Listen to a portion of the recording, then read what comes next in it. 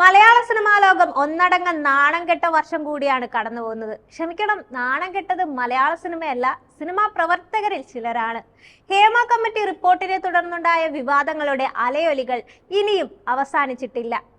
സംവിധായകൻ രഞ്ജിത്തിൽ നിന്ന് തുടങ്ങി ഇപ്പോൾ സീരിയൽ സിനിമാ നടന്മാരായ ബിജു സോപാനത്തിലും SP ശ്രീകുമാറിലും എത്തി നിൽക്കുകയാണ് മലയാള സിനിമാ സീരിയൽ രംഗത്തെ ലൈംഗികാതിക്രമങ്ങൾ.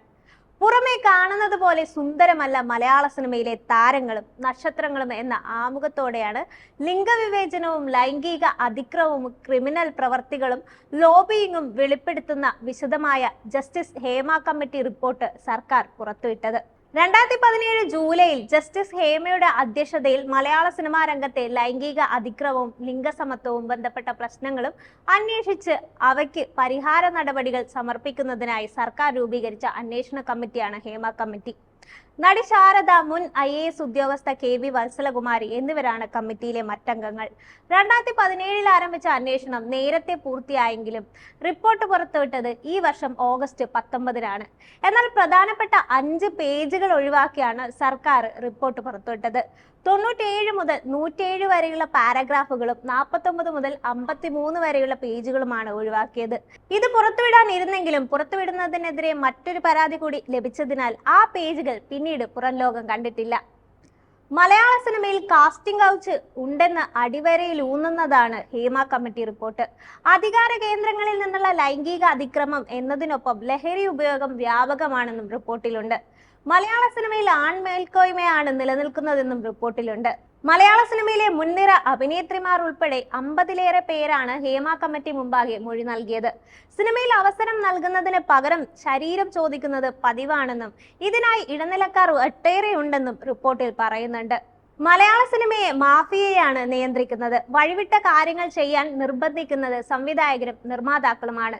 സഹകരിക്കുന്നവരെ കോഓപ്പറേറ്റിംഗ് ആർട്ടിസ്റ്റ് എന്ന് പേരിട്ട് വിളിക്കും. സഹകരിക്കാൻ തയ്യാറാകാത്തവരെയും പ്രശ്നങ്ങൾ തുറന്നു പറയുന്നവരെയും പ്രശ്നക്കാരാണെന്ന് മുദ്രകുത്തി സിനിമയിൽ നിന്ന് മാറ്റി നിർത്തുകയും ചെയ്യും. വിവാദമായ ഹേമ കമ്മിറ്റി റിപ്പോർട്ട് പുറത്തു വന്നതിന് പിന്നാലെ ജൂനിയർ ആർട്ടിസ്റ്റുകൾ അടക്കം തങ്ങൾ അനുഭവിച്ച ദുരിതങ്ങൾ മാധ്യമങ്ങൾക്ക് മുന്നിൽ വെളിപ്പെടുത്തി രംഗത്തെത്തി. ഓഗസ്റ്റ് 23-ന് ബംഗാളി നടി സംവിധായകൻ രഞ്ജിത്തിനെതിരെ രംഗത്തെത്തി. പാലേരി മാണിക്യം സിനിമയിൽ അഭിനയിക്കാനായി വിളിച്ചു വരുത്തി രഞ്ജിത്ത് മോശമായി പെരുമാറിയെന്നും താൻ ഹോട്ടലിൽ നിന്ന് ഓടി രക്ഷപ്പെടുകയായിരുന്നുവെന്നും നടി വെളിപ്പെടുത്തി. കുറ്റം നിഷേധിച്ചെങ്കിലും കേരള സംസ്ഥാന ചലച്ചിത്ര അക്കാദമി ഡയറക്ടർ സ്ഥാനത്ത് നിന്നും രഞ്ജിത്ത് ഓഗസ്റ്റ് 25-ന് രാജിവെച്ചു. സിനിമയിൽ അവസരം വാഗ്ദാനം ചെയ്ത് പീഡിപ്പിച്ചുവെന്ന് ആരോപിച്ച് ഒരു യുവാവും സംവിധായകനെതിരെ രംഗത്തെത്തി. ഹോട്ടൽ മുറിയിൽ വെച്ച് പീഡിപ്പിച്ചെന്നാണ് യുവാവിന്റെ പരാതി. ഈ 2 കേസുകളും അന്വേഷണം നടന്നു വരികയാണ്. പിന്നാലെ നടൻ സിദ്ദിഖിനെതിരെയും ലൈംഗികാതിക്രമ പരാതി ഉയർന്നു. 2016 ജനുവരിയിലാണ് തിരുവനന്തപുരത്തെ ഹോട്ടലിൽ പീഡനത്തിനിരയായത് എന്നാണ് നടി പോലീസിനോട് വെളിപ്പെടുത്തിയത്. അന്ന് തനിക്ക് 21 വയസ്സായിരുന്നുവെന്നും നടി പരാതിയിൽ പറയുന്നുണ്ട്. യുവനടിയുടെ പരാതിയെ തുടർന്ന് വിശദീകരണം നൽകാതെ തന്നെ അമ്മ എന്ന സംഘടനയിൽ നിന്ന് സിദ്ദിഖ് രാജിവെച്ചു. പിന്നാലെ സിദ്ദിഖ് ഇരുന്നിരുന്ന ജനറൽ സെക്രട്ടറി സ്ഥാനത്തേക്ക് മത്സരിക്കാൻ പല താരങ്ങളും തയ്യാറായി. എന്നാൽ ബാബുരാജ് ജനറൽ സെക്രട്ടറി ആകുമെന്ന അഭ്യൂഹം എത്തിയതോടെ നടനെതിരെയും മറ്റൊരു പരാതി ഉയർന്നു. സിനിമയിൽ അവസരം വാഗ്ദാനം ചെയ്ത് ജൂനിയർ നടിയെ പീഡിപ്പിച്ചു എന്നായിരുന്നു ബാബുരാജിനെതിരെ ഉയർന്ന കേസ്. ബാബുരാജിന്റെ ആലുവയിലെ വീട്ടിൽ വച്ചും ഇടുക്കി കമ്പിലൈനിലെ റിസോർട്ടിൽ വച്ചും പീഡിപ്പിച്ചു എന്നായിരുന്നു യുവതിയുടെ പരാതി. അടിമാലി പോലീസാണ് കേസ് രജിസ്റ്റർ ചെയ്തത്. ഇതിനു പിന്നാലെ അമ്മ സംഘടനയുടെ വിശദീകരണത്തിനായി കാത്തിരുന്നുവെങ്കിലും കൂട്ടരാജി എന്ന ഒറ്റ വാക്കിൽ, ഒറ്റ തീരുമാനത്തിൽ പ്രസിഡന്റ് മോഹൻലാലും മറ്റംഗങ്ങളും എല്ലാം അവസാനിപ്പിക്കുകയായിരുന്നു. ജയസൂര്യ, മുകേഷ്, മണിയൻ പിള്ള രാജു, ഇടവേള ബാബു, ബാലചന്ദ്ര മേനോൻ എന്നിവർക്കെതിരെ ജൂനിയർ ആർട്ടിസ്റ്റ് കേസ് നൽകി. പിന്നീട് കേസ് പിൻവലിക്കുകയാണെന്ന് അറിയിച്ചെങ്കിലും തുടരാൻ നടി തീരുമാനിച്ചു.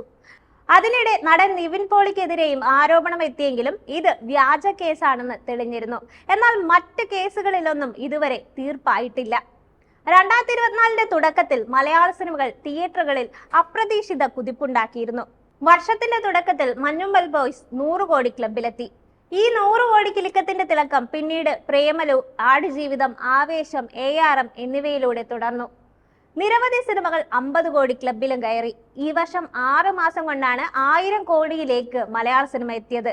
എന്നാൽ ഈ വർഷത്തിന്റെ 2ാം പകുതി ഹേമ കമ്മിറ്റിയിലും വിവാദങ്ങളിലും മുങ്ങിയതോടെ നിലവിൽ തകർച്ചയുടെ വക്കിലാണ് മലയാള സിനിമ.